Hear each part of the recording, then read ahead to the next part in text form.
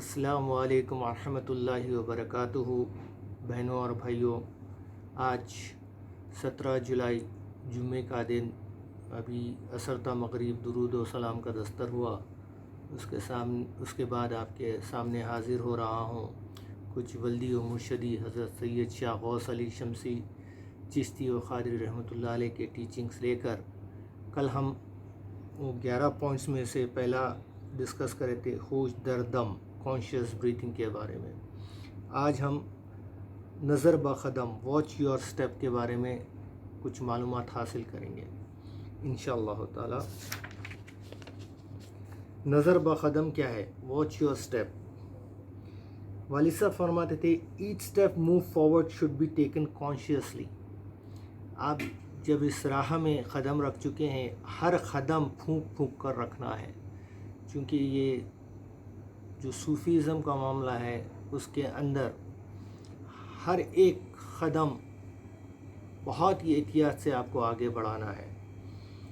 One should not do anything which may drag him down or which may obstruct his spiritual progress۔ اگر آپ کے قدم بھٹکتے ہیں گناہ کی طرف یا غلط مقامات پر آپ کے قدم جاتے ہیں، تو آپ کے جو مقامات، جو روحانی مقامات ہے، اس میں ایک رکاوٹ آ جاتی ہے۔ تو بہت سوچ سمجھ کے آپ کو اس راہ پر چلنا ہے۔ It also means that one should avoid looking here and there aimlessly۔ اور اکثر بزرگان دین فرماتے تھے، سنا کہ جب آپ باہر نکلتے ہو یا کہیں بھی جاتے ہو تو اپنی نظر اپنے قدموں پہ رکھا جائے، چونکہ اگر آپ کی نظر ادھر ادھر ہوگی تو آپ کو نفس امارہ تنگ کرے گا، آپ کو بھٹکائے گا، بھٹکانے کی کوشش کرے گا۔ This is why Sufis ask their followers to look at their feet while walking, as the mind becomes more and more purified by various practices۔ اگر آپ یہ پریکٹس کریں گے، اپنی نظر اپنے قدم پر رکھ کے چلنے کی، آپ کا اس سے دل بھی صاف ہوگا، چونکہ آپ کی نظر آپ کے قدموں پہ رہیں گی، اور آپ جیسا پہلے اس میں اپن ڈسکس کرے تھے، ہوش در دم، اللہ کا ذکر کرتے ہوئے آپ جہاں بھی جا رہے ہیں اللہ کا ذکر ہے، آپ کی نظر نیچے ہے، تو آپ کو شیطان بھی تنگ نہیں کرے گا اور آپ کا دل پاک ہوگا اس سے۔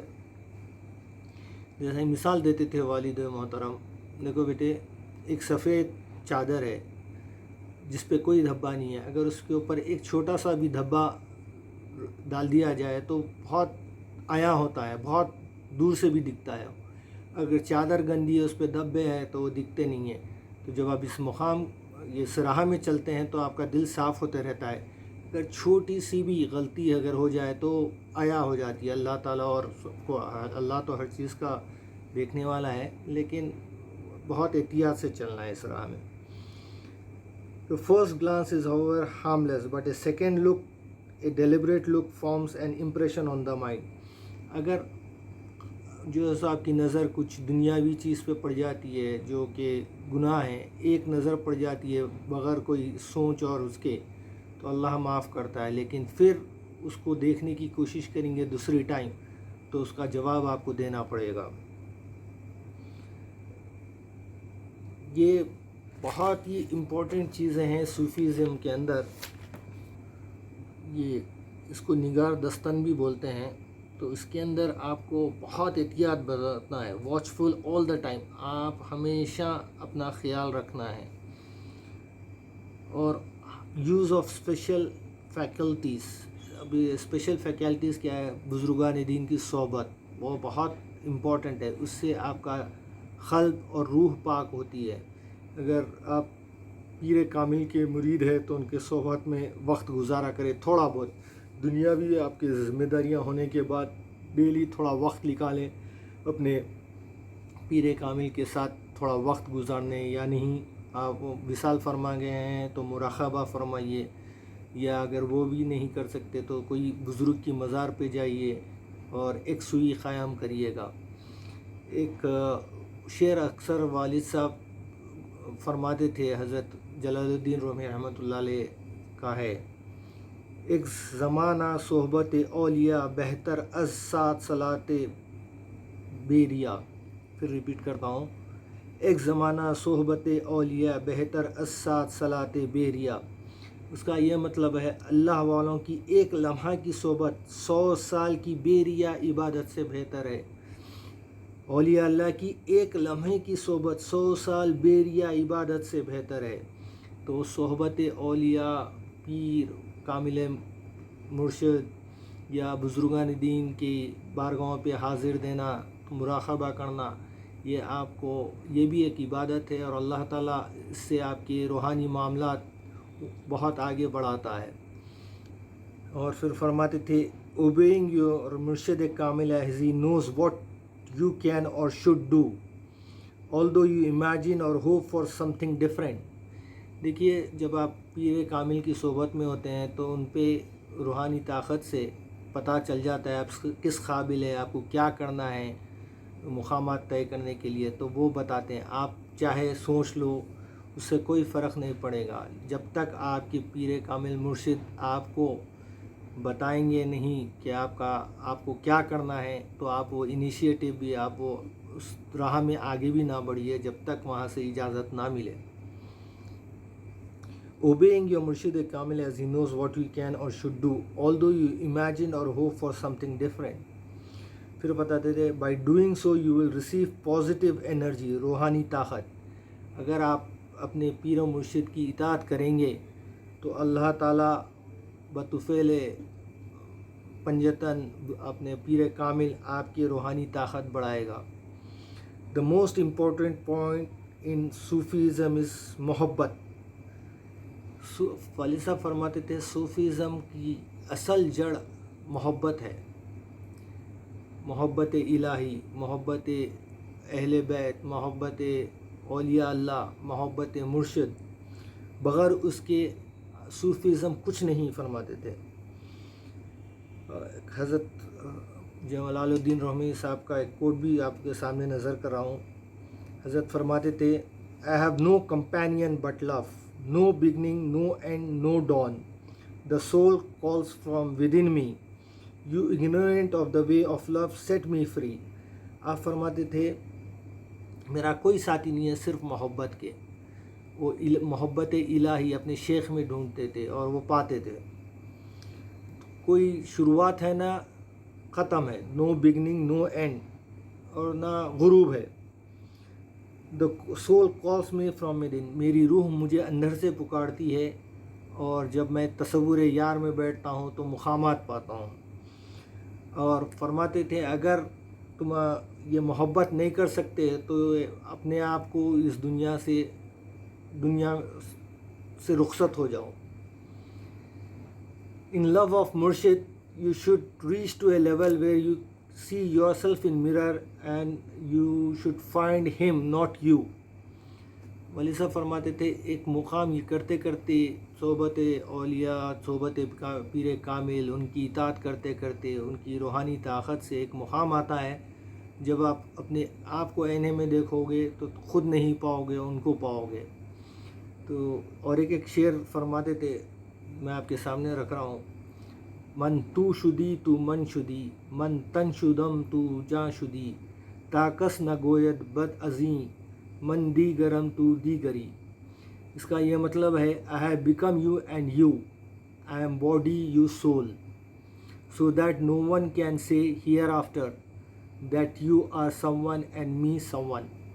سبحان اللہ. پھر پڑھتا ہوں یہ شعر. من تو شدم تو من شدی، من تن شدم تو جاں شدی، تاکس نہ گوید بد ازیں، من دیگرم تو دیگری. اس کا مطلب یہ ہے I have become you and you me, I am body, you soul, so that no one can say hereafter that you are someone and me someone. اور فرماتے تھے according to Sufism, love is to tear the curtains to reach Allah's garden and to discover the secrets in him. جب یہ محبت بڑھ جاتی ہے اپنے پیر کامل سے تو پردے اٹھنا شروع ہو جاتے ہیں. وہ پردے آپ کو اللہ کے دربار تک پہنچاتے ہیں. As per the real love would become perceptible through the following 3 principles. آپ یہ محبت کے 3 طریقے فرماتے تھے جو آپ کو اللہ تک پہنچاتے ہیں. اپنے پیر و مرشد پیر کامل سے جو محبت ہوتی ہے، مرید، اور میں یہاں پر تھوڑا ڈائیورٹ ہو رہا ہوں، مرید کا یہ مطلب ہوتا ہے کہ مراد کیا مراد لے کے آتا ہے پیر کے پاس، کہ وہ اللہ تعالیٰ تک پہنچائے، اپنا پیر وسیلہ بن کر اس مرید کو اللہ کے راستے سے اللہ تعالیٰ تک پہنچائے۔ تو وہ کیسا پہنچتا ہے؟ فرماتے تھے the lover would prefer the words of beloved to the words of others۔ پہلا پوائنٹ فرماتے تھے the lover would prefer the words of beloved to the words of others۔ عاشق یہ ہوتا ہے جو پیر کامل کی ہر بات کو سچ مانتا ہے دل اور ایمان سے۔ اگر وہ کہیں رات کو دن ہے تو دل اور ایمان سے یہ سوچنا اور اس کو یقین کرنا پڑتا ہے کہ رات بھی دن ہے اگر پیر بول دیتا ہے۔ اور دوسرا چیز یہ ہے the lover would prefer the being together with his beloved to the being together with others۔ اور اس کی یہ کیفیت ہو جانا چاہیے کہ اس کو اپنا وقت پیر کامل کے ساتھ ہی گزارنا طبیعت چاہنا چاہیے، بلکہ کسی اور کے ساتھ۔ اس کو اگر کسی اور کے ساتھ وقت گزارتا ہے تو بے چینی ہونا چاہیے۔ جب اپنے پیر کامل کے ساتھ وقت گزارتا ہے تو اس کو دلہی اور روحانی سکون ملنا چاہیے۔ اور تیسرا امپورٹنٹ پوائنٹ ہے the lover would prefer the getting of consent of his beloved to the getting of consent of the others۔ یہ تیسرا پوائنٹ ہے، پھر ریپیٹ کر رہا ہوں میں، the lover would prefer the getting of consent of his beloved to the getting of consent of the others۔ اپنا پیر جو بھی اجازت دیتا ہے اس کو کی اہمیت کسی اور کے پرمیشن یا کنسنٹ، وہی مطلب ہوتا ہے، اس سے کروڑ درجے اہمیت رکھتی ہے۔ تو آپ بغیر پرمیشن کے اپنے پیر و مرشد کے کچھ کام نہیں کرنا چاہیے۔